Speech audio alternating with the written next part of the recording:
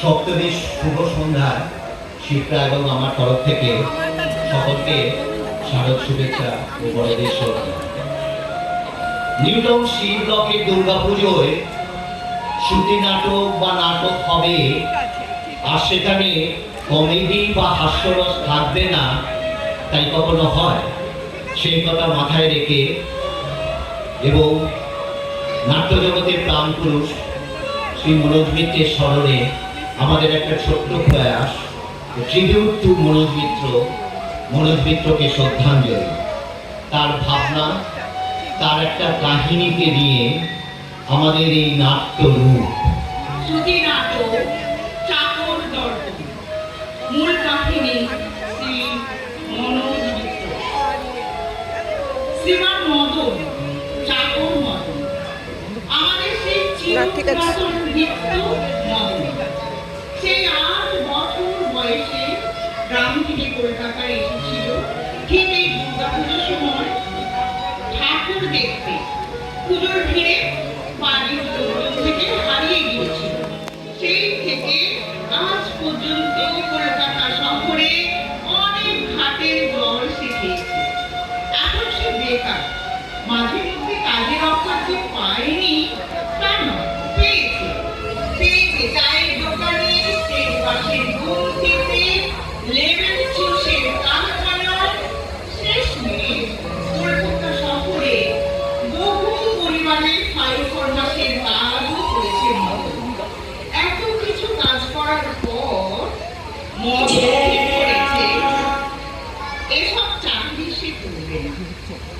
মদনের জীবনে একটাই প্রতিজ্ঞা, একটাই স্বপ্ন, গৃহভৃত্য, মানে বাড়ির চাকরে পার্মানেন্ট, অর্থাৎ স্থায়ী চাকরি ছাড়া ও আর কিছুই করবে না। সেই মদন দুর্গাপুজোর শুভ সপ্তমী সন্ধ্যায় আজ আপনাদের শ্রীচরণে কিছু নিবেদন করতে চায়। না, ভুল নয়, বেল পাতাও নয়, একটা চাকরির আবেদন নিয়ে এসেছিল।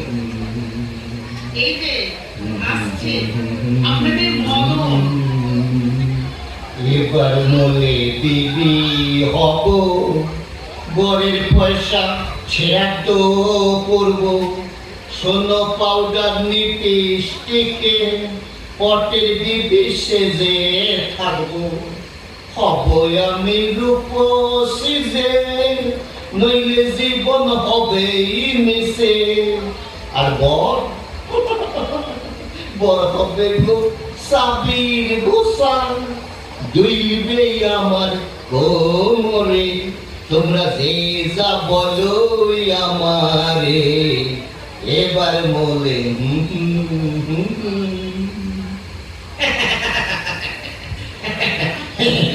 বাবু মশাইরা, মা জননীরা, পেন্নাম গো, আমি মদন।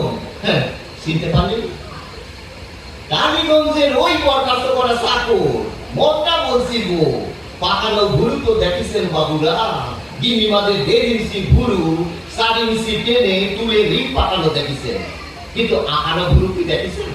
পাকানো ভুরুতে মধু মাখানো থাকে, কিন্তু বলেন তো বাবু মশাইরা, আকানো ভুরুতে কি মাখানো থাকে? কি হলো পাইলেন না তো? দুই ভুরু নিপিস দিয়ে ফিনিশ করি, দিদিমণিরা শূন্যস্থান কালি দিয়ে মেরে রাখেন। জন্ম থেকে জেনেছি যে মানুষ মানুষে ভুরু রাখে আর লোক সাঁটে, ভুরু রাখে আর লোক সাঁটে। কালীগঞ্জে লাইলাবতীর পাল্লায় পড়ে সিটি পাল্লামে গিয়ে কলকাতার ফ্যাশনেবল লেডিজরা ঠিক উল্টো, ভুরু সাঁটে আর লোক রাখে। বাপ রে বাপ, এত বড় বড় বাগ্যজ্ঞ নেল পালিশে চুবানো দেখলে মনে হবে যে এইমাত্র দুঃশাসনের রক্ত পান করে আইল। আর অসীম দাদা বাবুর টুঙ্গে বেশ করতে, নইলে লায়লা বৌদির মতো অমন অমন অমন অমন স্ত্রী পেতেন না গো। হায় হায় হায় হায়, কলকাতার এত ঘরে চাকরি করলাম, কিন্তু লায়লা বৌদির মতো অমন নরম পাক চেহারা আর পড়া পাক সাজু বুঝু একটাও দেখিনি না। এই দেখবি মাথায় ঘুরপাক লেগে যাবে। এই যে সাজের কি ঘটারে বগা, এই ধরেন এই দমকল কর্মীদের কি ছুটি আসে? আসে। কিন্তু লায়লা বৌদি সোনো পাউডার লিপস্টিকের একদম ছুটি নাই গো। হোল ডে নাইট তারা ডিউটি মারছে, টপ টু বটম ম্যাচিং। যে কালারের শাড়ি হবো, সে কালারের গয়না হবো, পায়ের স্যান্ডেল হবো, এমনকি সিঁথির সিঁদুরও হবো। শিশুকাল থেকে জেনেছি আগে সিঁথির সিঁদুরের রং লাল। এই লায়লা বৌদির পাল্লায় সিঁথি পাল্লাম থেকে সিঁথির সিঁদুর সাদাও হয়, সবজিও হয়, আবার নসি কালারের হয়। মানে ওই জুতোর রঙের সাথে সাথে সিঁথির সিঁদুরের রং পাইতে যায় গো। তারপর খোপা মাসের মধ্যে 500 টাকা খরচা করে দোকানে গিয়ে খোপা বেঁধে আসেন বৌদি। আর অসীম দাদাবুর মাথায় বর্ষাতে একখান ছাতাও জোটে না তো। আর বৌদির মাথায় কোনোদিন বালতি খোপা, কোনোদিন সালতে খোপা, কোনোদিন আবার খোপা নাই তো, যেন ট্রাক্টর ঘোড়ার ন্যাজ। আর সেই দাদা বাবুর বুকে সেই ন্যাজের বাতাস দিতে বৌদি বলেন, দেখো না গো, ডিজাইনটা কেমন হয়েছে। লায়লা, লালি, লিলু, কি বলে তুমি আমার রেশনের টাকাটা হালুয়া করে দিলে রে লিলুয়া? রেশন না তুললে লোকে কোনো বোঝাবে না, কিন্তু ফ্যাশন না তুললে পাড়ায় যে আবার হিউমিলিয়েশন হবে সেটা বোঝো না বুঝি? ননসেন্স। তোমার ফ্যাশনের চোটে আমি যে স্টারভেশন করে শ্মশানে ঘাটে যেতে বসেছি লায়লা। কিন্তু এই কথাটা একবার আনছেন না, অসীম দাদা বাবু রেশন ওঠে না, বাজার হয় না। আর মাসের কথা কি বলবো, 4 মাস কাজ করে এলাম, কোনোদিন ন্যাটা মাসের কাঁটা খালাম জমে নিলা। পয়লা তারিখে মানি ব্যাগ কাবলা মেরে দাদা বাবুর হাসি মুখখানা ময়লা করে সেরে দেন লাগাবো। খালি জিনি আর পোস্ত আর জিনি, এই জিনি আর পোস্ত খেয়ে পেটে ঢিবি হয়ে গেছে মস্ত। আর বৌদি ওদিকে হ্যাঁ বলো, একটা এলইডি টিভি হবে, বড় হোম থিয়েটার কিনবো, টাকা দাও। টাকা কি? টাকা কিসের তৈরি? টাকা খায় না মাথায় দেয় লাইলে? কি দিয়ে গাড়ি ঢাকা দিয়ে বসে আছে বুঝি? হোম থিয়েটার না খুলে পড়ালে আমার প্রেস্টিজ থাকবে না, তা জানো? মাস গেলে কেটে কুটে 5,000 টাকা মাইনে পাবে। ভেবেছিল এই মাসে খরচা করছি সেটে ছুটিয়ে এক জোড়া লুঙ্গি কিনবো। কেন লুঙ্গি কিনবে কেন? কি হবে লুঙ্গি? মানে লজ্জা ভাগ বলালি। আর যদি লুঙ্গি কিনে কি হবে? ননসেন্স। ঘরে দরজা দিয়ে বসে থাকো, তাহলে লজ্জা থাকার জন্য আর লুঙ্গি লাগবে না। কিন্তু হোম থিয়েটার না হলে লোকে দেখবে কি বলতো? তবে যে তোমার কাণ্ড জ্ঞান হবে না হাজব্যান্ড। অসভ্য। ব্যাপারটা বুঝলেন তো? না ঘরেতে রঙিন টিভি, হোম থিয়েটার বসানো করবো, এদিকে পাড়ার বউ, ইঞ্জিনিয়ারের জেঠিমা, ট্যাক্স অফিসের ঠাকুমা, সবাই মিলি ধর্মী করতে লাগবে। ওমা, কি সুন্দর টিভি কিনেছিস লায়লা। কোত্থেকে চিনলি গা? কত পড়লো গা? আমি কি কিনেছি দিদি? সবই আমার হাজব্যান্ড কিনেছে। ওরা আমার এমন রুচি না, যত টাকাই পড়ুক না কেন একদম লেটেস্ট মডেল কিনবেই।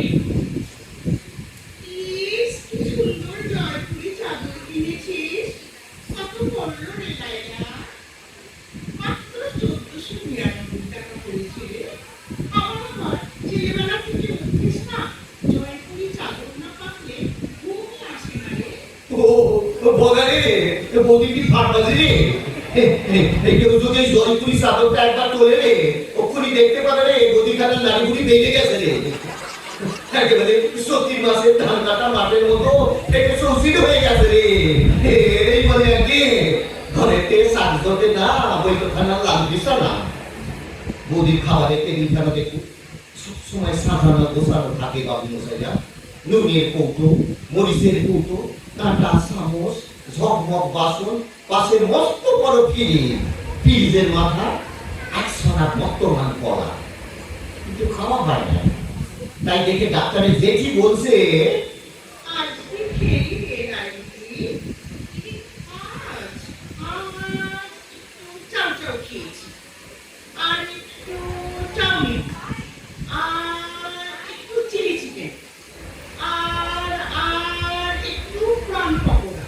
হ্যাঁ সব সব খেয়েছি, ঘোড়া ডিম খেয়েছো, ফিরিস করলি তো আলু শুধু বেরিয়ে হইলে পড়বো। আর রাস্তা চাপতে পারলাম না বাবু মশাই না, কষ্ট করিয়া বুঝে ফেললাম।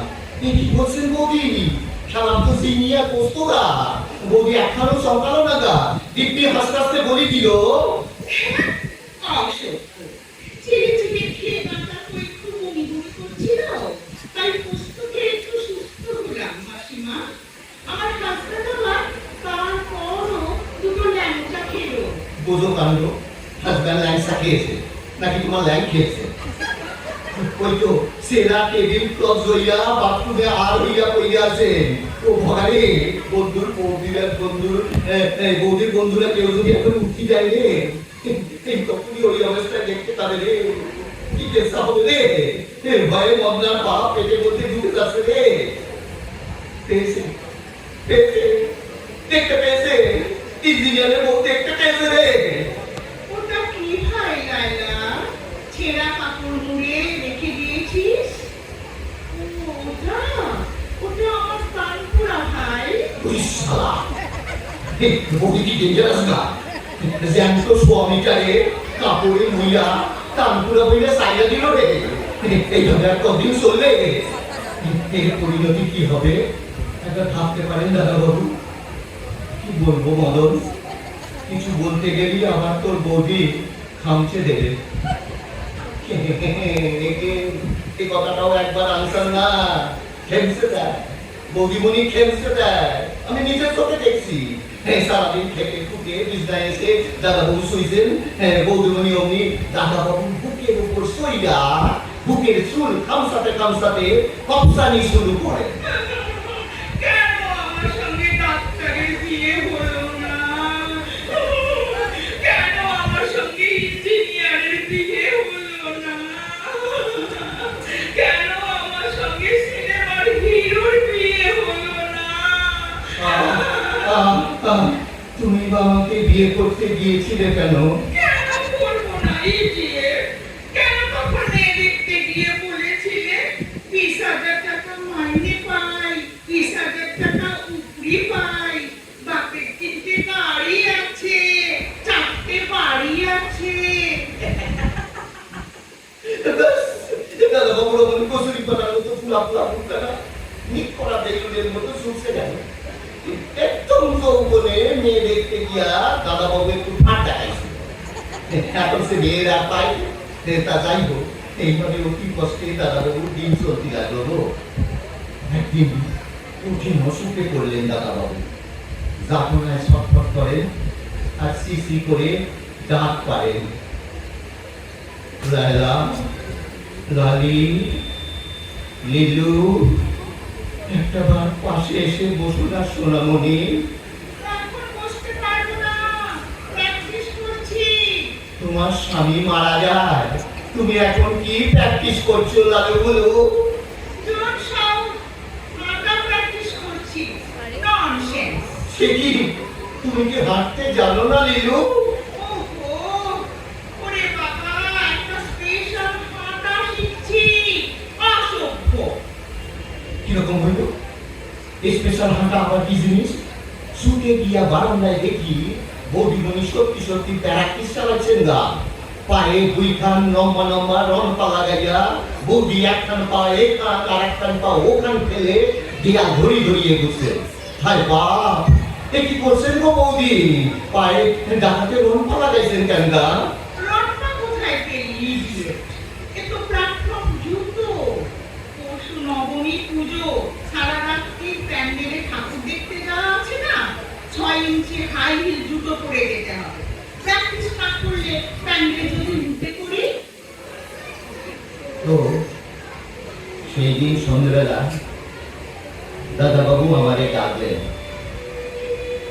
ডেকে বললেন, তোর কাছে কিছু টাকা হবে রে মদন, ধার দিতে পারিস? একটু ওষুধ কিনবো। কেন হবে না দাদা বাবু, 4 মাসে 436 টাকা মাইনে দেশে, তার 435 টাকাই আছে। নিন নিন, নিয়ে ওষুধ খান, সেরে ওঠেন, আর আমাকে বিদায় দেন দাদা বাবু। তুই আমায় ছেড়ে চলে যাবি মদন? দাদা বাবু, আপনি মুনি হইয়া আর চাকরের কাছে হাত পাতলেন, আমি চাকর হইয়া আপনার মতো গুণীদের ওপর কি কইরা ভরসা রাখি বলেন তো? সেই তো মদন বেকার গা। বাবু মশাইরা, যদি একটা শান্তির ফ্যামিলিতে একটা চাকুরির সন্ধান দিতে পারেন, তাই মদন বেঁচে যায় গো। ফ্যামিলি যেমন এমন হয় যেখানে কর্তা এবং গিন্নি দুইজন মিলা একটা সুন্দর সংসার কইরা তুলবে, হাসি ঠাট্টা তামাশা কইরা বাকি জীবনটারে কাটাইয়া দিবে। আপনাদের এই মদন তাদের সাইডা কোথাও যাবে না গো। হাত শুধু সরি, এর নাম বাবু গোসাইরা, এর নাম গিরিমারা। নমস্কার।